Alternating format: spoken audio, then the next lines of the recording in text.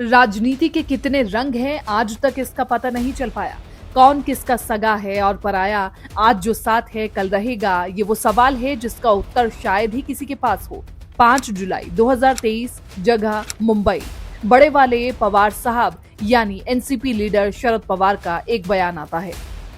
अजीत पवार खोटा सिक्का है, उन्होंने पार्टी का बहुत नुकसान किया है। उनकी बातें सुनकर काफी अफसोस हुआ। पार्टी तोड़ने से पहले अजीत को बात करनी चाहिए थी। ठीक 50 दिन बाद यानी तारीख थी 25 अगस्त, जगह पुणे का बारामती। फिर एक बार शरद पवार का बयान सामने आता है। पार्टी में कोई फूट नहीं हुई है। महाराष्ट्र के deputy CM Ajit Pawar NCP के नेता बने रहेंगे। कुछ नेताओं ने अलग पॉलिटिकल स्टैंड लेकर एनसीपी छोड़ी है, इसे टूट नहीं कह सकते। ये दोनों बयान एनसीपी लीडर शरद पवार के हैं, लेकिन बातें और अंदाज बिल्कुल अलग। भतीजे अजीत पवार 2 जुलाई 2023 को एनसीपी के 8 विधायकों के साथ बीजेपी गठबंधन में शामिल हुए। तब लगा कि एनसीपी शरद पवार के हाथों से निकल रही है। एनसीपी से अलग होते ही अजीत पवार महाराष्ट्र के डिप्टी सीएम बन गए।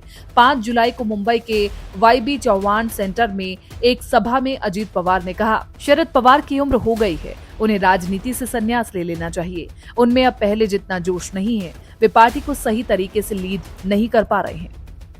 लेकिन जब इस तरह के बयान सामने आते हैं तो दोनों एक ही खेमे में खड़े दिखाई देते हैं। पार्टी में टूट के बाद दोनों 4 बार मिल चुके हैं। इसकी 3 वजह हैं, जो दोनों को अलग होने के बाद भी करीब रखे हुए हैं। एक पार्टी पर हक, दूसरा महाराष्ट्र की राजनीति में शरद पवार का कद और तीसरा पवार परिवार की होल्ड वाली हजारों करोड़ की संपत्ति का बंटवारा।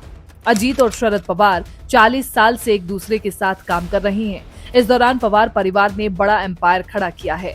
परिवार में 8 सदस्यों के नाम पर 20 से ज्यादा कंपनियां चल रही हैं। इसके अलावा कई ट्रस्ट भी है। Construction company Revati Buildcon private limited में अजीत पवार के बेटे पार्थ पवार, पत्नी सुनेत्रा पवार और शरद पवार की पत्नी प्रतिभा पवार पार्टनर है। बारामती के विद्या प्रतिष्ठान में भी दोनों परिवार के लोग पार्टनर हैं। तो अब सवाल यही है कि क्या यही वजह है कि दोनों नेताओं का आपस में मोह भंग नहीं हो रहा है? पैसा और प्रॉपर्टी ही है जो दोनों नेताओं को एक डोर में बांध रही है।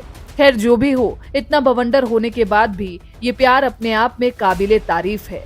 सियासत की बिसात जो भी बिछाई गई हो, लेकिन कहीं ना कहीं दोनों का हाथ एक दूसरे के हाथ में है।